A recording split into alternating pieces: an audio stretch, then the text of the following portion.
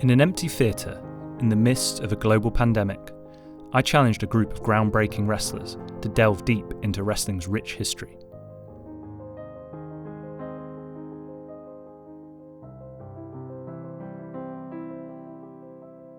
Wrestling today is full of experimentation and creativity.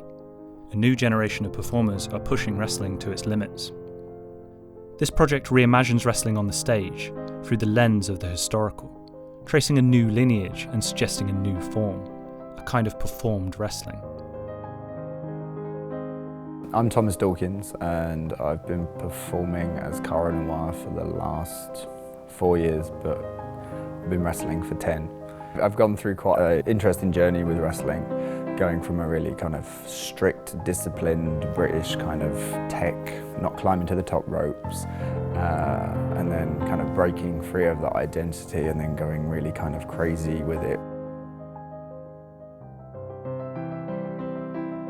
When I met my partner, she proposed to combine wrestling, circus and dance together.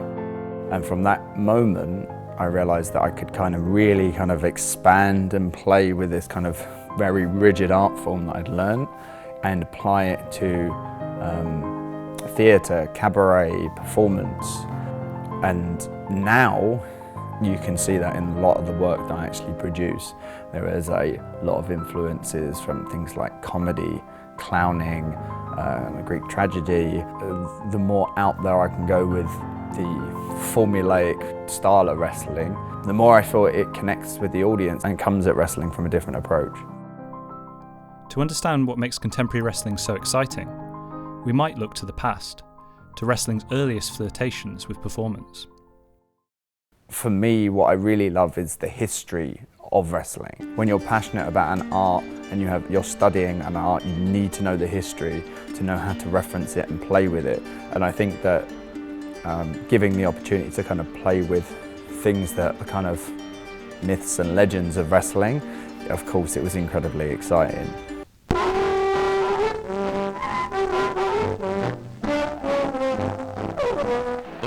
In Paris has seen just about everything artistic, but a wrestling bout such as this one, well, that's surrealism with muscles. The chap wearing the leopard skin trunks is realizing that grappling, like old French wine, can have quite a kick. No match is complete without flips and flops. In the 1890s and 1900s, wrestling found a home on the unruly British music hall stages. Here wrestlers rubbed shoulders with slapstick comedians, circus acts, acrobats, strong men and strong women, and other theatrical athletes. The wrestlers performed 3 scenarios drawn from wrestling's stage history: a magic act gone wrong, a fight with a dangerous wild animal, and an open challenge. Their task in one morning was to create an original live performance.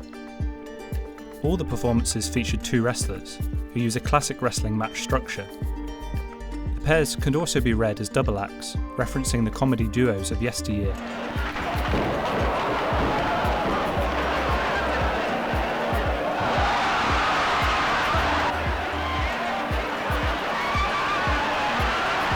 Whilst wrestling swept the Victorian music hall stages, it can be traced back to several older theatrical forms, such as commedia dell'arte of the 16th and 17th century Italy. Comedic violence is an essential part of wrestling storytelling: timing, anticipation, and the threat of injury. Characters in wrestling, like those in commedia, reflect the world around us. Often the pairings of these characters are based on binaries, such as rich-poor, master-slave. In wrestling, this typically becomes heroes and villains, heels and babyfaces. These oppositions generate the conflict around which the wrestling performance can unfold. Character in wrestling, as in variety theatre, is complex.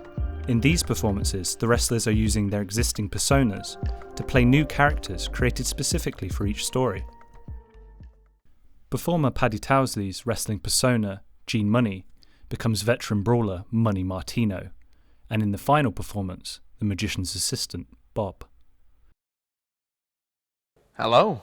Sorry, I need to wait for 2 seconds after you've asked me questions. I forgot. Hello, my name is Paddy Townsley, but today I'll be playing the role of Gene Money. I am a professional wrestler and dead excited to be here. So when it comes to Gene Money, I think I always am Gene Money when I'm performing, all that. So there's going to be a lot of Gene in this. Like, Gene is someone who has never been considered the best, but always tries his best. And I think that's where the appeal of Gene Money is. And I think a lot of myself comes through that as a human being. Yeah, I like different challenges in professional wrestling. I consider myself to be quite a creative person, being able to come up with different ideas. I love challenging what wrestling is, kind of breaking down the walls of what it is, what it could be, what it should be, and what it isn't. This performance starts with one of the most enduring scenarios for presenting wrestling on the stage, an open challenge.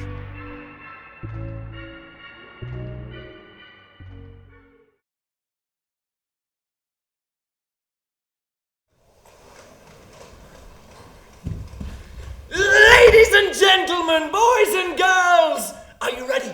Are you ready to witness something truly incredible? I am about to present to you someone, a wrestler. That's right, he is the ultimate bruiser, Mr. Money Martino! Ladies and gentlemen, my name is the ultimate bruiser, Money Martino. Enterprising promoters would plant wrestlers in the audience, creating staged contests to thrill the paying public and entice them into trying their luck.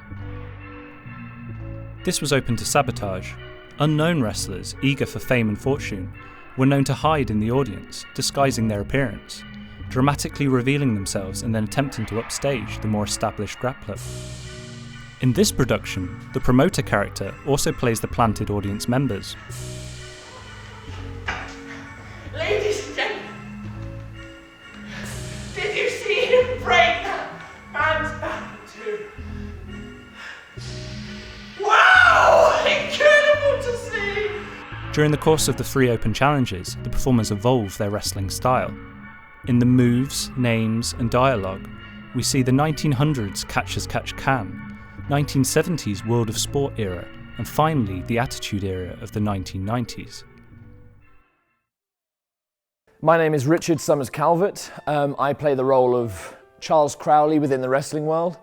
Or does he play me? It's hard to tell sometimes. And I'm an actor. You know, I've been an actor for 10 years and I've been a wrestler for about 3.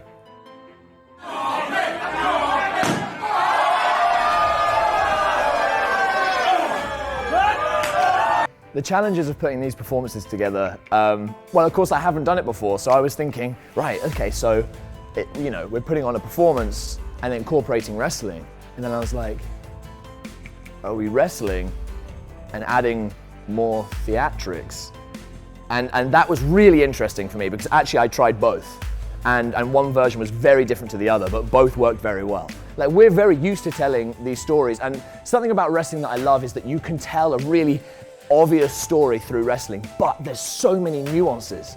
And this got to play with all of that. It's just nothing I've ever done before. I've done theatre, I've wrestled, and this is a hybrid that I've never seen before, let alone done before.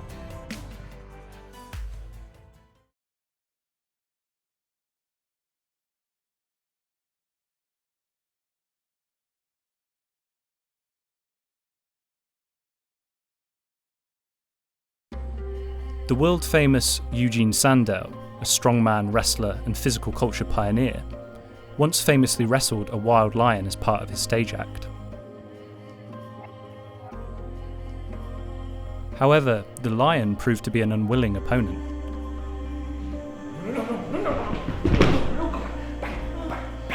Leading to accusations that he had chemically sedated the once ferocious beast. This idea of an apathetic lion and an increasingly desperate strongman forms the basis for our contemporary take on the long tradition of human-animal stage combat. My name is Rachel. I'm mostly based in London, but kind of also Stevenage as well. I've been training for about 3 years and probably doing shows for 1, plague notwithstanding. Right. Oh, and a big crossbody! When I was first approached about the project, I was both excited and intimidated because I'd never done anything like this before. So I wanted to be the lion from the get-go. I prepared by watching the cat I live with play with his little scrag of toy, which is where I got most of my characterizations from. I thought it was more important to be kind of more animalistic and less wrestly in that sense, because it's telling the story of an animal rather than a human, an animal that's been, you know, taken and probably, you know, not treated very nicely and brought into this strange environment to fight a human, which isn't in its nature. I just want to go home, back to the plains where I can sleep all day and have dinner brought to me in the evening. The use of a wrestler to create a lion character showcases a theatrical versatility that few might think of in respect to professional wrestling. However, many of the classic structures are still plain to see. This performance begins to test the limits of what we might think of as wrestling. As the strongman becomes increasingly frustrated with his unwilling opponent, he starts to act out of malice and cruelty, resorting to classic wrestling villainous tactics, such as stamping on the lion's paw.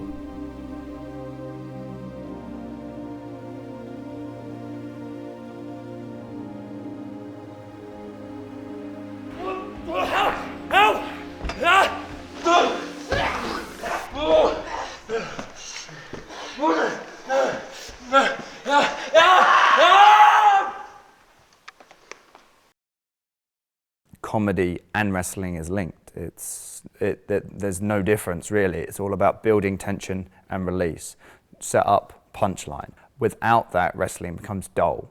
It becomes just two big men hitting each other.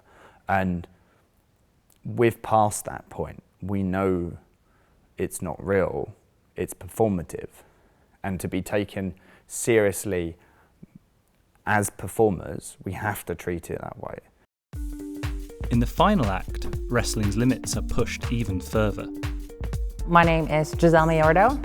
I play Giselle Shaw, and I've been wrestling for 5-6 years. Originally from Canada, and I moved here in the UK about 2 years ago.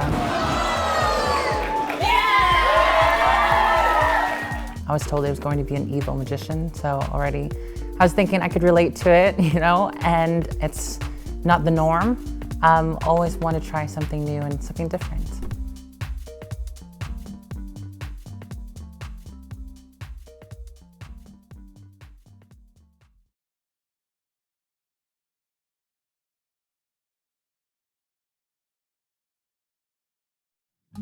Magic and wrestling both rely on secrecy and deception, as well as embodied techniques such as misdirection, sleights of hand, and escapology. Both forms contain risk, physical risk of injury, but also the risk of the edifice crumbling, the trick that goes wrong. In this anarchic magic act, a conflict between the magician and her assistant allows the performers to tell a wrestling story, whilst incorporating stage magic. There are many similarities between the way wrestlers and magicians use objects, how they present them to the audience, and how they incorporate it into the performance.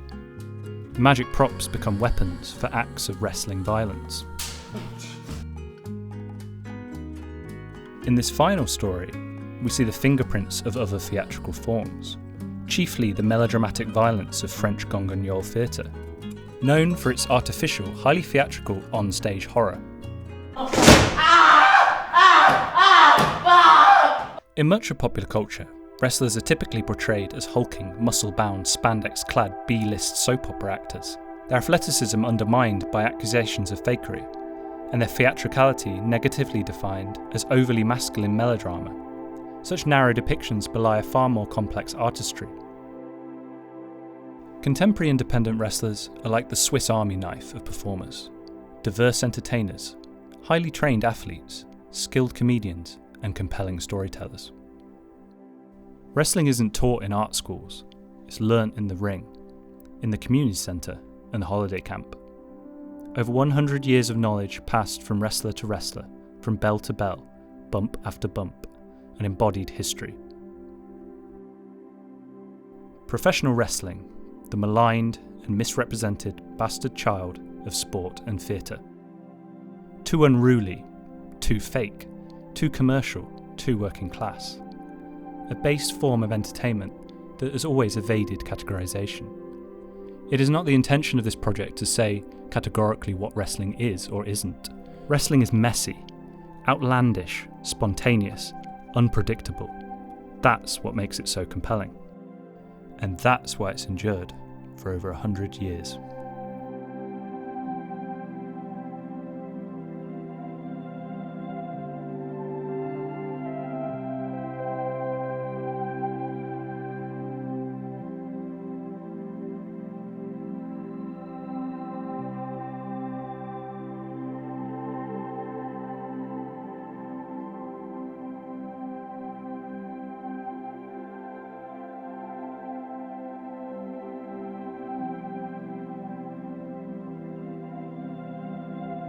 I have learnt that you can go into something not really knowing what to expect and you can make something amazing anyway. I'm really vibing on this, and fingers crossed, this performance really shows that. I felt special today because I feel like this is so special.